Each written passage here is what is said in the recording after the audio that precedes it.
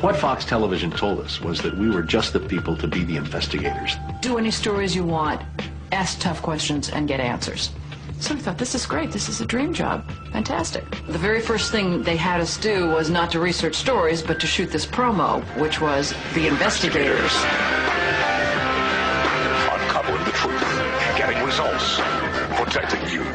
And they had a film crew and a smoke machine, and we were silhouetted. Investigative reporter Steve. One of the first stories that Jane came up with was the revelation that most of the milk in the state of Florida and throughout much of the country was adulterated with the effects of bovine growth hormone, the artificial hormone that farmers were injecting into their cows so that they would produce more milk.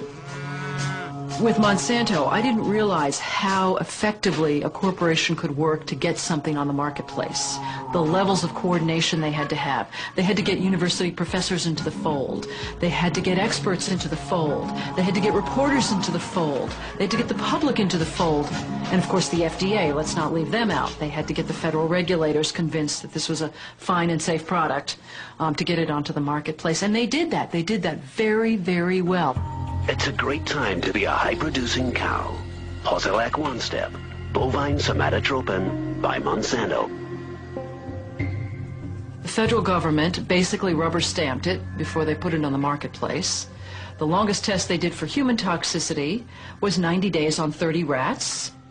Posilac is the single most tested new product in history and is now available to you specifically so you can increase your profit potential. And then either Monsanto misreported the results to the FDA, or the FDA didn't bother to look in depth at Monsanto's own studies. The scientists within Health Canada looked very carefully at bovine growth hormone and came to very different conclusions than the Food and Drug Administration in the U.S. did. Monsanto's engineered growth hormone did not comply with safety requirements. It could be absorbed by the body and therefore did have implications for human health. Mysteriously, that conclusion was deleted from the final published version of their report. They knew there were problems. They saw serious potential human health problems, and they stood up in Canada and said, we're not going to approve this because we don't believe it's safe. We have been pressured and coerced to pass drugs of questionable safety, including the RBST. I personally was very concerned that there's a very serious problem of secrecy, conspiracy, and things of that nature, and something needs to be done. The FDA was then on the hot seat. They had to come up with an answer. They didn't come up with a good one. And they never took the opportunity then. I mean, what would they do? Pull it off the market and say, we need to now do the job that we didn't do the first time? They didn't do that. We wrote the story. We had it ready a week beforehand. They bought ads. Farmers in the milk industry say it's safe, but studies suggest a link to cancer. Don't miss this special report from the investigator. That Friday night before the Monday this series was to begin, the fax machine spit out a letter from this very high-priced lawyer in New York that Monsanto had hired. It contained a lot of things that were just off-the-wall false, just demonstrably false. But if you didn't know the story and you didn't know how we had gone about producing it, would have scared you as a broadcaster, as a manager. And they decided that they would pull the story and they would just check it one more time. But the bottom line was that there was no factual errors in that story. Both sides had been heard from. Both sides had had an opportunity to speak. 1 week later, Monsanto sent the second letter. And this was even more strongly worded. And it said there will be dire consequences for Fox News if the story airs in Florida. And this time they freaked. They were afraid of being sued, and they were also afraid of losing advertising dollars at all of the stations owned by Rupert Murdoch. And he owned more television stations than any other group in America. That's 22 television stations. That's a lot of advertising dollars for Roundup, aspartame, NutraSweet, and other products.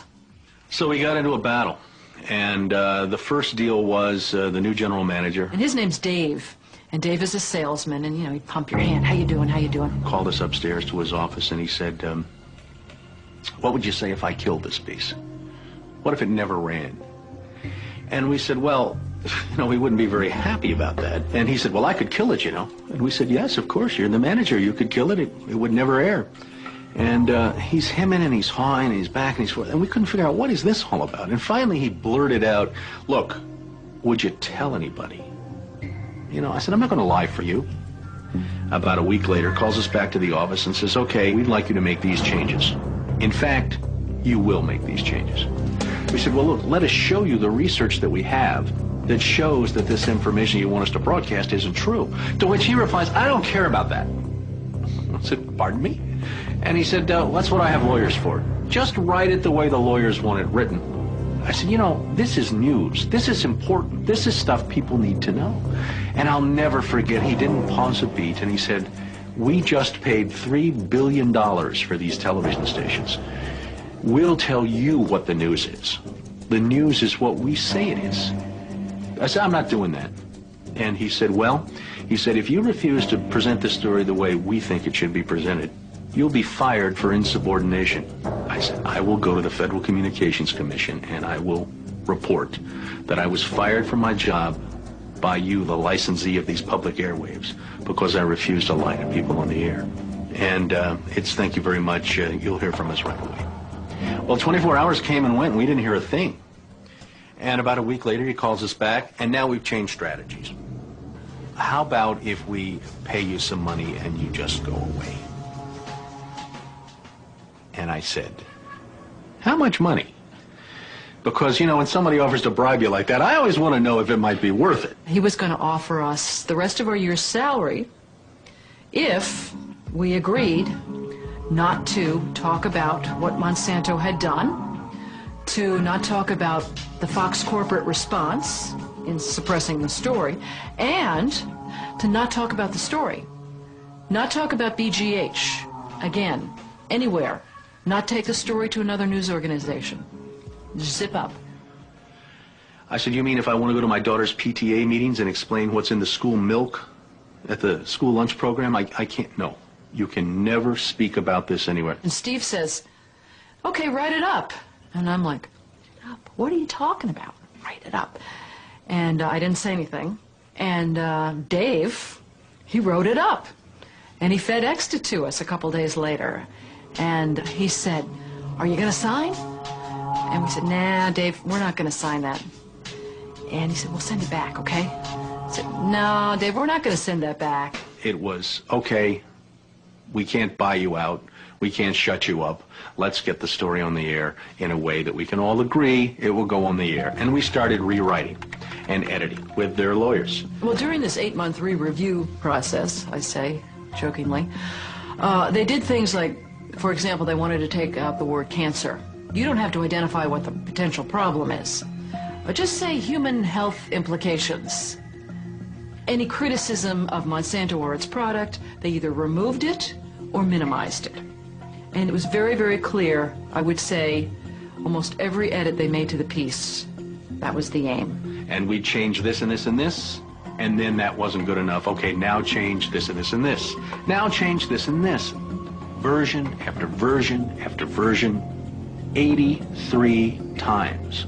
83 times is unheard of. It doesn't happen. You shouldn't have to rewrite something 83 times. Obviously, they didn't want to put the thing on the air, and they were trying to drive us crazy and get us to quit or wait until the first window in our contract so that they could fire us. They, in effect, announced that they were going to fire us for no cause. Well, this was a little much. And Steve wrote a letter to the lawyer in Atlanta, whose name is Carolyn Forrest, the Fox corporate lawyer. And I said, you know, this isn't about being fired for no cause. You're firing us because we refused to put on the air something that we knew and demonstrated to be false and misleading. That's what this is about. And because we put up a fight, because we stood up to this big corporation, and we stood up to your editors, and we stood up to your lawyers, and we said to you, look, there ought to be a principle higher than just making money.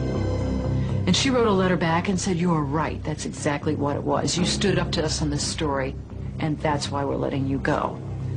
Jane sued Fox under Florida's whistleblower statute, which protects those who try to prevent others from breaking the law. But her appeal court judges found that falsifying news isn't actually against the law. Florida's appellate court has ruled in favor of Fox 13. You may recall that Jane Acree, a former reporter here, sued Fox 13 in a whistleblower lawsuit, claiming she was fired for refusing to distort her report. The appeals court today threw that case out, saying Ms. Acree had no whistleblower claim against the station based on news distortion. Fox 13 Vice President and General Manager Bob Linger says the station has been completely vindicated by the